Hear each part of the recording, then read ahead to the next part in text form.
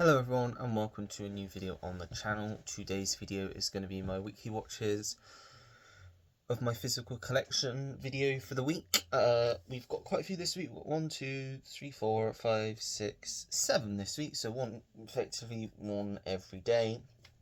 I did go to the cinema on Friday. What have I seen any? I don't think I've seen anything on streaming this week. So yeah, just a cinema trip and all of these. So yeah, get straight up started with it. You'll see two of these, including the first, in my update video, physical media pickups, deliveries update video, which you'll see tomorrow. The first of which is The Wrong Arm of the Law. Sunday afternoon last week, I felt like watching a comedy, something I'd never seen before. An area that I'm not too familiar with. I'm not too familiar with 60s comedies, so I thought, yeah, give this one a go. Peter Sellers, who I love, Bernard Cribbins, Lionel Jeffries, Lynette Newman, John Le Mesurier. Yeah, great British cast.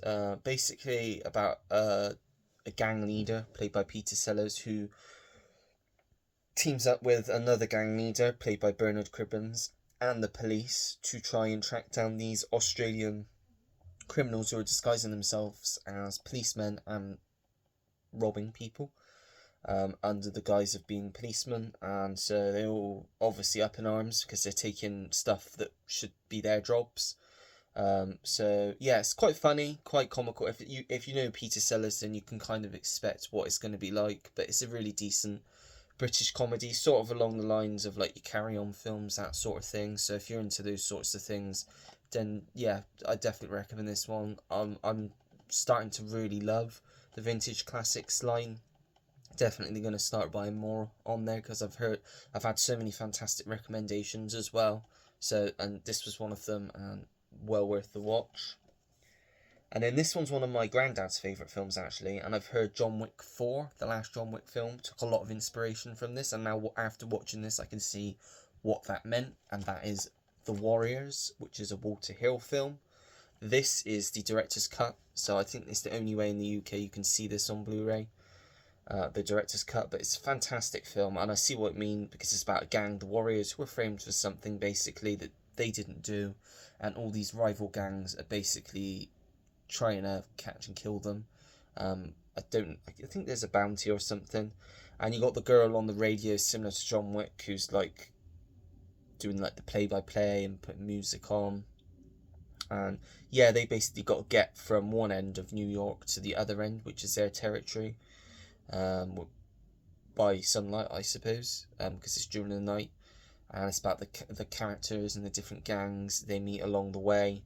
And yeah, really good film. If you like the sound of that, it's literally that. It's a great like film. Especially, I would imagine back in the day this was very popular with the teenagers because it's that sort of film. It felt like yeah, just a really classic film, really well made. Really enjoyed it. The Warriors.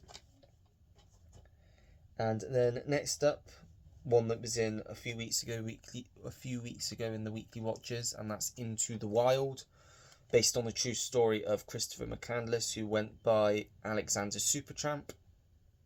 That's the name he went by whilst he was living like the nomad life, I suppose you would call it.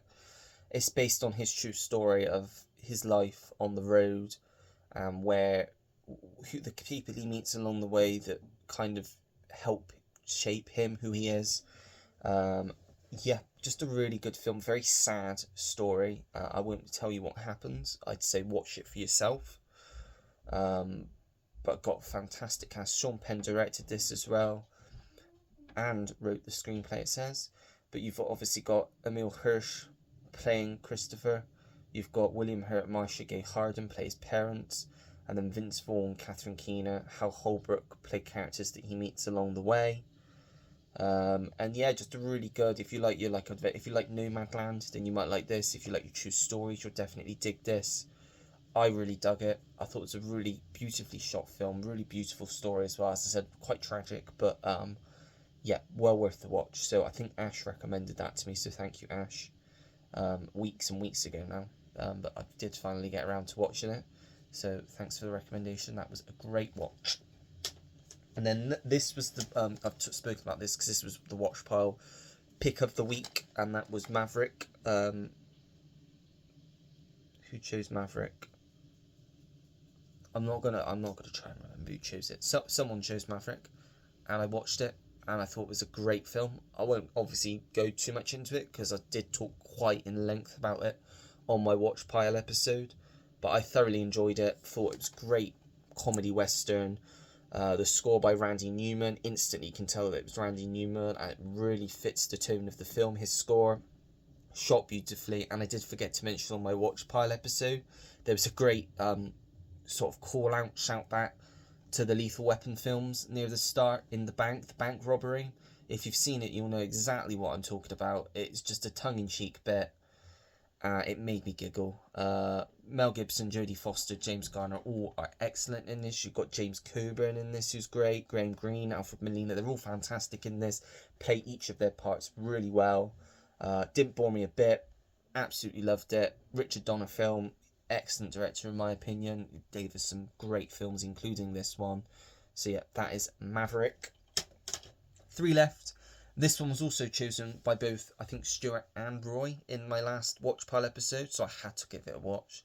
And probably... well, I wouldn't... my best first-time watch. Not the highlight of the week, that will be the last film, because it's one of my favourite films, the last film that I'll be talking about. But best first-time watch, I loved this film, and it's The Lady Killers. Alec Guinness, absolutely fantastic in this. Just what a great film. Great story. You've got Katie Johnson as Mrs. Wilberforce. She's excellent in this. You've also got Peter Sellers, Herbert Lom, Danny Green, Cecil Parker. Yeah, just really great characters in this. Just a really great film. Very funny. Very British. And the ending's just excellent, hilarious. Yeah, I love this film. One I'll definitely be watching again. And was actually the first Ealing comedy I think I've seen. So look forward to checking more out. If you've seen when you've seen my physical media update collection, whatever, which, yeah, you'll see tomorrow. You will see one of them is another Ealing comedy, so maybe I'll get around to that soon. I don't know. But yeah, The Lady Killers, very happy with that one. And then this, which I also talked about in my pickups, deliveries, which again you'll see tomorrow. And what a bad film. This is the worst film of the week. Might be the worst film of the year I've seen so far. But it was in a 5 for £1, so I just grabbed it out of interest. And it's Cursed. Yes, it's DVD. Wes Craven film, written by Kevin Williamson. Both of those things ticked the boxes for me. It's a werewolf film. I thought all that'd be interesting, but it's awful. The script is awful. The acting is awful. The CGI is awful. It just bored me to tears. I was just so bored with this. I just switched off pretty much straight away. Didn't really engage with any of the film, and I was so happy when it finished. So, nonetheless, to say, I'm not going to be watching this one again. That is Cursed. I'm sure it has its fans. I was not one of them. So, yeah, Cursed. And then the highlight for the week for me, and a definite rewatch, as I said, one of my favourite films of all time.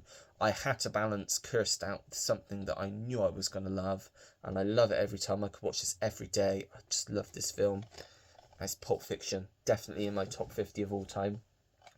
The dialogue in this film is some of the best dialogue in any film, in my opinion. This and Reservoir Dogs, great companion pieces to each other.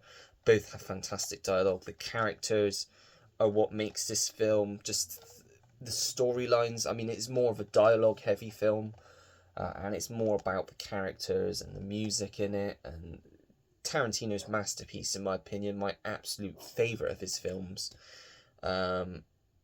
Tied with Reservoir Dogs, they're both perfect films to me. So yeah, that is Pulp Fiction. I'm not going to go on ad nauseum about this film because I'm sure most people have seen this. The 4K looks excellent as well. First time me watching it on 4K, and I loved it.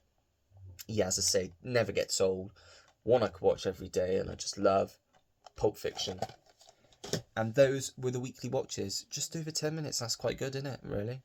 Yeah, so not too many. A few. But like I said, one every day. Try and keep that going to balance it out to one every day. Unfortunately, I didn't get around to watching Casper or Berserk, so sorry to those who chose them in the last Watch Pile episode. Hopefully, this time next week, I will have definitely seen them by then. I'd have thought so. So far, we've only had 2 votes for this week's Watch Pile, so get your votes in whilst you can. Comment on the last video what you would like me to watch and review for the next video. And I will do that. I will add that to the list. As I said, only 2 so far. So if there is only those 2 chosen by Tuesday, then those are the 2 that will be pulled down. And one of them will be watched for the video. The other one will be watched the following day, I suppose. But yep, also before I go, just quickly mention, we've got another live stream tomorrow. I have put it on the community page. My post, I've done a post for it. So tomorrow, I believe there will be myself, Sam again, Roy again, and Tim Cole. Go and check his channel out if you don't do so already, but I'm sure you already do if you're watching my channel. So I believe Tim's confirmed. I'm not 100% sure, but I'm pretty certain he's joining tomorrow. But yeah, again, it'll be a fun time. Come over, leave a comment, engage in the live chat. The last one was such fun. I'll try and find some more topics to talk about. I mean, most of the time, the comments in the live chat were enough to keep us going. I mean, we went for like 2.5 hours. So yeah, if we can go again like that on Monday, that would be excellent. Just if you can show any support at all, even if you don't comment, you just come and watch us for a few minutes. Very appreciated. But yeah, that will be tomorrow again at 7:30. So join us then. And yep, so that is it. That's all the things I need to mention. I think you'll see I've got quite a few videos coming. You've got the physical media update, I suppose, tomorrow, and then Tuesday I've got another video that I've recorded that I'm going to schedule to go up, I think. And then I might wait, maybe I'll leave that until Friday, because I don't want to do a video every day. Don't want to overload it. Wednesday you'll have the watch pile, so then I'll probably do that video on Friday.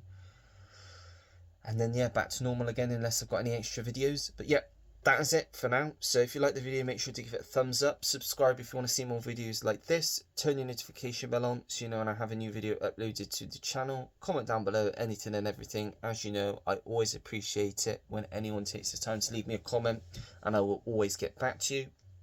And that is it. So until next time, everyone, take care. Goodbye.